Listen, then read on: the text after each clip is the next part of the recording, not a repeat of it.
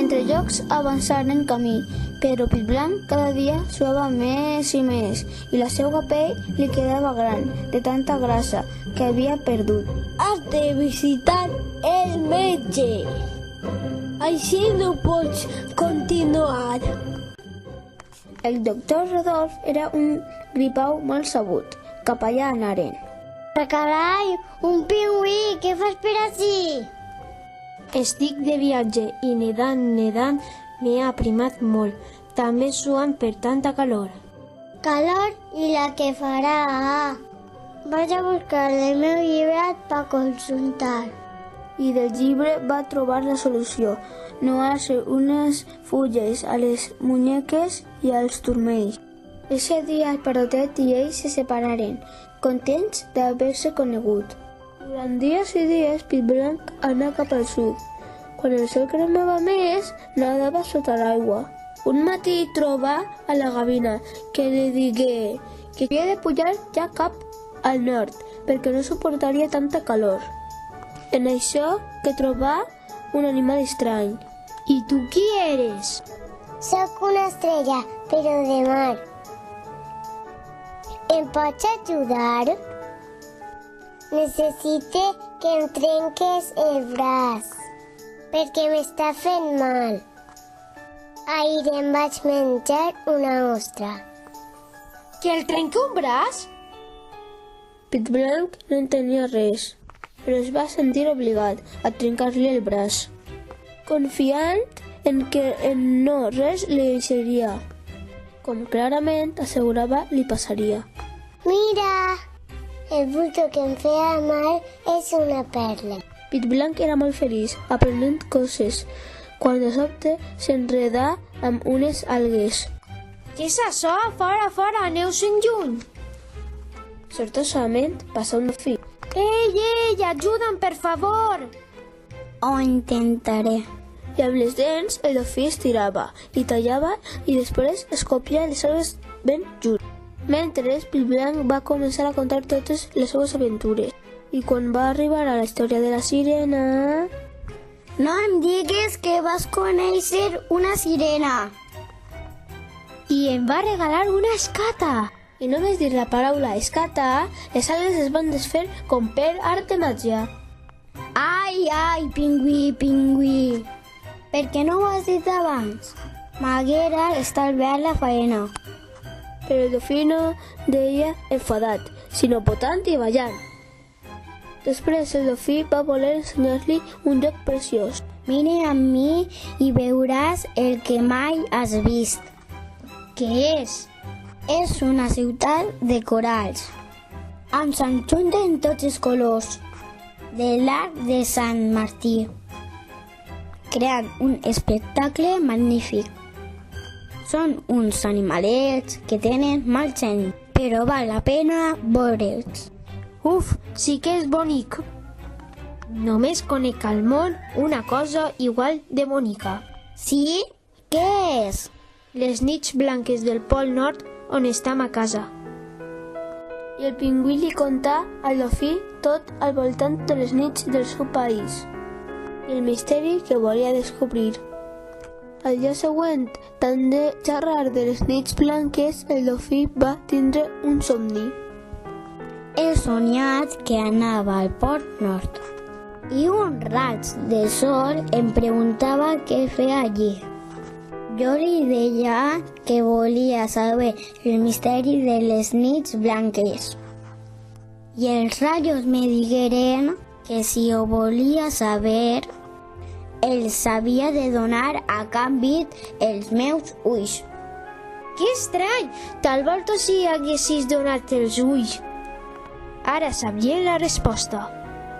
I com era un somni, no t'haguera passat res. Tu tenies els ulls igualment. Però jo no sabia que era un somni. I si esta nit provem somniar els dos el mateix? Tal volta, si donem els ulls, sabrem el que volem. I així ho decidiren, però mentre arribava la nit, jugaren i nadaven. I mentre ho passaven bé, Pit Blanc va veure una cosa estranya. És un far, dins hi ha un home. que il·lumina els vaixells per a que arriben al port. Un home? Sí, fa molt bon servei. Anem. I tots tres passaren el dia junts i Pit-Blanc va canviar l'opinió sobre els humans. Al cap d'un rató, ja cansats, es posaren a dormir. Volien somniar amb el raig. Però al dia següent, res de res, el raig no va aparèixer en el somni. El misteri va quedar pendent. El dofí havia d'anar-se'n. Va rebre uns senyals dient-li que anava a ser pare. I Pit-Blanc quedà de nou sol en el seu camí, ja cap al nord. Pit-Blanc ja estava en zona on no feia tanta calor. Allí se sentia bé i pensava amb els seus. I de sobte, com una perilla que s'encén, va pensar que l'escata el podria ajudar a resoldre el dubte. Escata, ajuda'm, porto un raig de sol. Dit i fet, al moment el raig estava allí. Hola, és que voldria saber per què al Pol Nord les nits són blanques. Molt bé, però això només t'ho pot dir el sol. I si vol? I com puc parlar amb ell? Jo li ho preguntaré. I si vol, hauràs d'esperar-lo en aquell cim. Una vegada dalt, aparegué el raig. He parlat amb el sol i li sembla interessant la teua pregunta, però has de donar a canvi una cosa molt important per a tu. D'acord, a veure què pense. Ja sé el que li donaré els meus ulls. Ara mateix li ho dic i que vagi. I arribà el sol formant un gran rebombori i fent molta claror. Aleshores Pit-Blanc va obrir els ulls i va veure un carro arrastrat per 4 cavalls i dalt una gran bola de foc. Sens dubte, sou el sol. I ara digues què vols saber de mi. Pregunta. I després me dones els ulls. Vull saber per què vens al meu país totes les nits i il·lumines durant molts dies, mentre que als altres països no. Molt bé, te ho dic. Jo treballo de nit i de dia, donant calor i llum. I el que faig és quedar-me quiet. I per què podem veure com apareixes i desapareixes? Perquè la terra que gira al meu voltant. Jo li faig carícies amb els meus cabells. En arribar la primavera, la terra se m'acosta tant que quasi li toca el cap, que és on vius tu. I així passem més anys.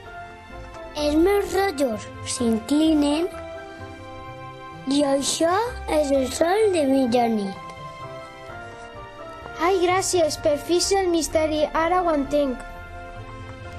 Has parlat bé. Ara m'has de donar els teus ulls. I Pit-Blanc es va quedar sec.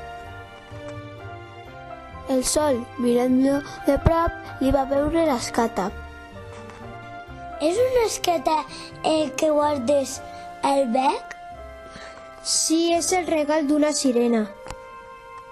M'ha ajudat quan he tingut problemes. Només dient la paraula escata.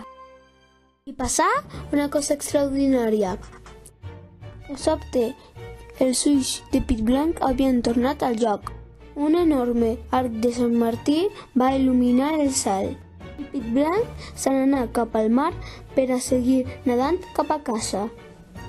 I nedant, Pit-Blanc trobà de nou al dofí, que esta vegada anava acompanyat. Qui és? És el meu fillet, que ja nada molt bé. I dis-me, ja saps lo de les nits blanques?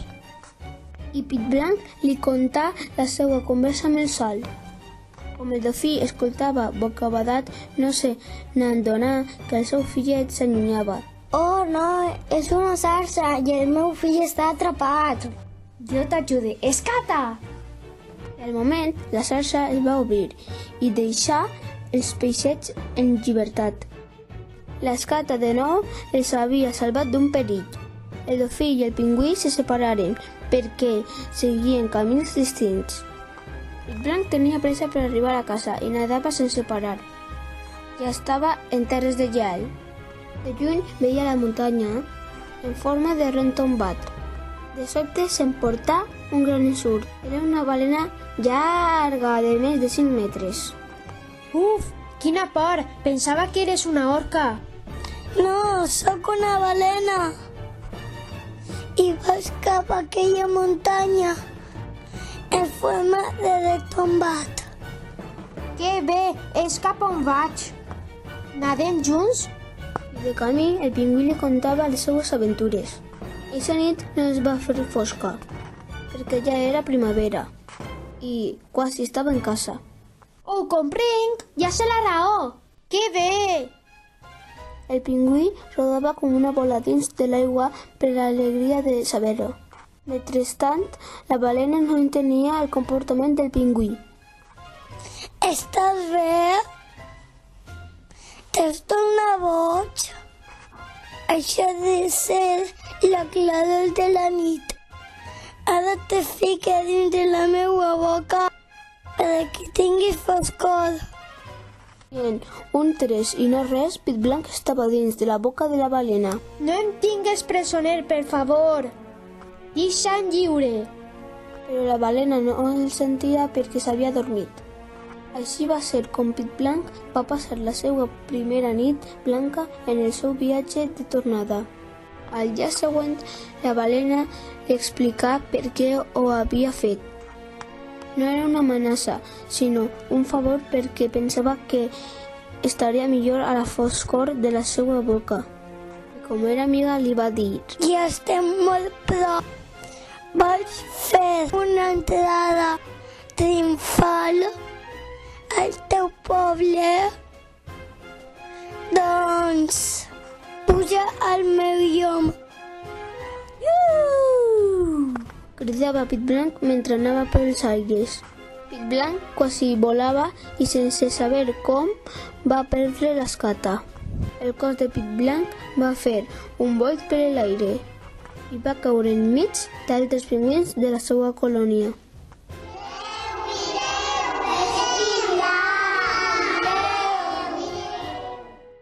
Ha caigut del cel. I sense pensar-ho més, el pujaren al muscle i el passejaren pel poble. Mentrestant, Pit Blanc pensava: Això deu de ser l'entrada triomfal de la que parlava la balena. Que xuli! La meua família. La balena veia el que passava des del mar i diria adeu. Una vegada passejat pel poble i haver vist a la família, Pit Blanc començà a contar tot el que havia vist i fet. Tots quedaren bocabadats i les seues històries foren recordades durant molts anys. Així, quan Pit Blanc es va fer major, li feren un homenatge per ser valent i voler saber moltes coses.